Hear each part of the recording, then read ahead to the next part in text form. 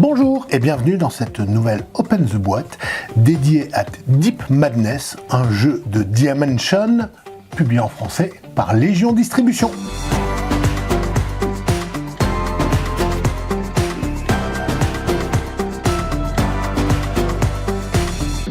Deep Madness est un jeu coopératif de survie, de combat et d'horreur dans un futur lointain. Comme vous allez voir, c'est un jeu qui est issu d'une campagne de financement participatif Kickstarter, donc il déborde de matériel, de figurines et d'accessoires. Et donc, il est proposé en français, intégralement localisé par nos amis de Légion Distribution. On va voir un petit peu ce que contient cette boîte et on va vous parler de ce jeu pour voir s'il est fait pour vous.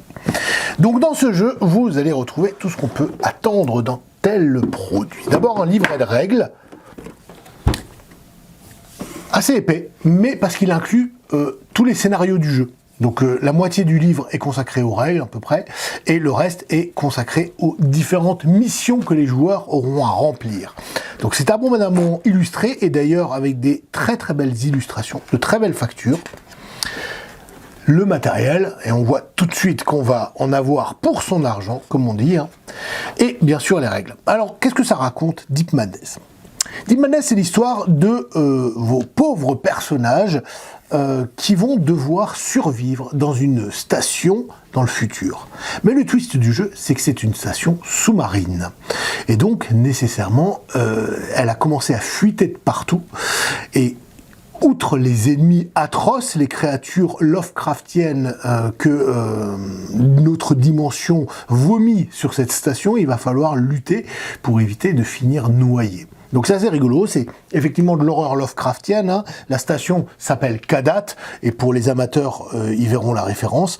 Et globalement, les joueurs vont coopérer, devoir s'aider, s'appuyer pour espérer survivre. Donc voilà. Donc on a les personnages qu'on peut jouer, bien sûr, comme dans tous les jeux de ce type. Les personnages ont chacun leur propre capacité. Il faudra composer l'équipe la plus adaptée pour remplir la mission. On a des multiples monstres, la mise en place, donc avec des tuiles qui permettent que le plateau soit différent à chaque partie. Bref, je ne vais pas rentrer en détail dans les règles. On est sur ce qu'on peut attendre dans tel jeu, mais avec pas mal de twists extrêmement intéressants. Une piste de tour qui est, en fin de compte, doit monter selon le scénario. Donc le rythme de la partie et de l'avancée, de la progression des ennemis n'est pas la même. Le jeu gère une forme de santé mentale. Donc vous pouvez perdre la santé mentale. Lorsque vous l'avez perdue, vous gagnez une folie. Donc c'est assez drôle. Bref, des dés spéciaux pour résoudre vos actions. Tout ce qu'on peut attendre d'un jeu tactique d'exploration et de survie de ce type. On est dans un niveau de complexité qui est quand même un cran au-dessus de celui d'un zombicide, mais le pendant, c'est qu'au niveau tactique, on est aussi un cran au-dessus de zombicide. Donc voilà.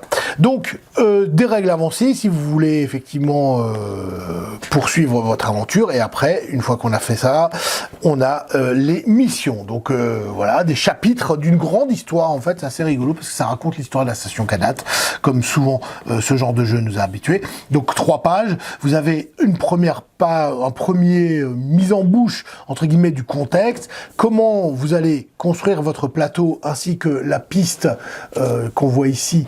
La piste d'évolution, les règles spéciales qui s'appliquent, les actions spécifiques au scénario et bien sûr comment réussir à parvenir à la fin de l'aventure. Donc voilà, vous en avez quand même beaucoup, hein. Alors je ne sais plus combien, mais on est à, là vous voyez, déjà chapitre 5, je crois que c'est 7 ou 8 en fait, voilà, chapitre 8, voilà, 8 scénarios, sachant que, en toute honnêteté, il est peu probable que vous réussissiez vos scénarios de la première tentative. Le jeu est quand même assez relevé en termes de difficulté, et tant mieux, parce que c'est ce qu'on attend aussi de ce genre de jeu pour assurer sa durée de vie. Les missions sont vraiment variées, même dans la manière dont elles vont se dérouler. Ça promet donc pas mal d'heures de jeu. Donc on va mettre ce livre de règles de côté, on va regarder un peu le reste du matériel. Alors, des pions en pagaille qu'on a ici, alors de très grande qualité, de très bonne facture, donc comme vous voyez c'est des belles planches bien épaisses, les pions se dépunchent extrêmement bien, donc ça c'est un gage de qualité. Donc vous avez des pions pour tout, alors ça c'est pour les pièces qui sont inondées, ça c'est les points de santé mentale, les points de vie, ça va construire les petites roues. Chaque joueur va avoir une roue avec son niveau d'oxygène qu'il va devoir gérer, et à chaque fois qu'il fait certaines actions, il perd de l'oxygène, et pour ne pas finir noyé, bien évidemment, il doit devoir aller dans des salles qui ne sont pas inondées pour pouvoir reprendre sa respiration. Donc c'est assez drôle, et ça met un peu de tension sur les joueurs. Donc voilà, vous avez tous ces pions-là, vous en avez moult, on va pas rentrer dans les détails, mais ils sont de bonne facture. Et bien sûr, comme on peut s'y attendre d'un financement participatif, des kilotonnes de figurines très bien rangées dans ces plateaux. Vous voyez les figurines, les détails, et la conception, la direction artistique est, ma foi, fort réussie. On a les personnages en brun et tous les monstres en gris. Que retrouve-t-on? Des gros monstres, plus gros, plus méchants, qui mangent, qui mordent, qui tuent. Et des tuiles. Alors ça c'est assez rigolo, donc vous avez toutes les tuiles. Elles sont double face, parce qu'il y a un côté infesté et un côté normal. Et au fur et à mesure, vous allez voir, les lieux vont devenir infestés par la corruption de l'autre dimension qui vous envahit. Et donc ça fait des lieux plus dangereux dans lesquels les monstres vont pouvoir spawner, etc. Vous avez plein de tuiles, vous avez des petites, des grandes, bref, il y a largement de quoi faire. Des dés spéciaux, comme on est habitué dans ce genre de jeu. Donc un dé d'effet de monstre, ce gros dé à 12 faces, et des D6 pour la résolution des combats, des attaques, etc. Donc on va retrouver des cartes en pagaille, notamment tout l'équipement, parce que vous allez pouvoir fouiller la station pour essayer de trouver des équipements comme on s'y attend de ces jeux, avec les caractéristiques. On notera aussi la qualité des illustrations, hein, c'est vraiment très très très beau. Et ça met vraiment dans l'ambiance. Donc une bonne SF, un peu Alien, mais Alien sous l'eau, donc voilà. Ça c'est les cartes de folie, si je ne me rappelle pas, ou les cartes de blessure, des spasmes d'agonie, terreur dévorante, enfin tout un programme. On a des cartes de résumé pour les actions que les joueurs peuvent faire, ainsi que le déroulé du tour, ainsi que des grandes cartes pour les ennemis, bien entendu.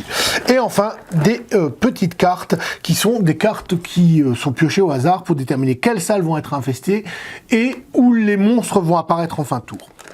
Enfin, on a des petits anneaux à mettre sur les socles qui vont permettre, avec des encoches, je vais vous montrer ça parce que ça c'est très malin bien sûr, avec ces petites encoches qui vont permettre de mettre les points de vie du monstre, parce que quand vous blessez mais que vous ne tuez pas, il garde les points de vie que vous lui avez infligés. Donc on met le monstre sur cet anneau, sur cet accessoire, et derrière la petite encoche permettra d'indiquer les points de vie, un peu comme ça se faisait dans Mansions of Madness. On va avoir des petites socles pour mettre les portes, et des socles pour ces personnages, chaque joueur ayant sa couleur qui lui permet de repérer facilement son personnage. Donc en résumé, qu'est-ce que Deep Madness? C'est un jeu donc coopératif où vous et vos amis allez devoir faire face à des hordes de monstres dans une station sous-marine. Vous allez devoir gérer l'horreur de la vision de ces créatures apocalyptiques, mais aussi bien sûr l'eau qui au fur et à mesure infiltre les salles de la station sous-marine. Ça rajoute vraiment beaucoup de tension au jeu. En termes de mécanisme, il y a quelques originalités, mais pas tant que ça. Donc les joueurs vont rapidement se trouver en terrain connu, mais les missions sont variées, les figurines extrêmement agréables à regarder et à manipuler, et le matériel de grande qualité. Ce qui fait que les amateurs de ce jeu, si vous aimez Zombicide, si vous aimez tous ces jeux de financement participatif avec moult figurines dedans, eh ben, je vous conseille de jeter un coup d'œil. C'est un excellent jeu. Je vous dis à bientôt pour de nouvelles vidéos, et en espérant que la folie ne vous frappe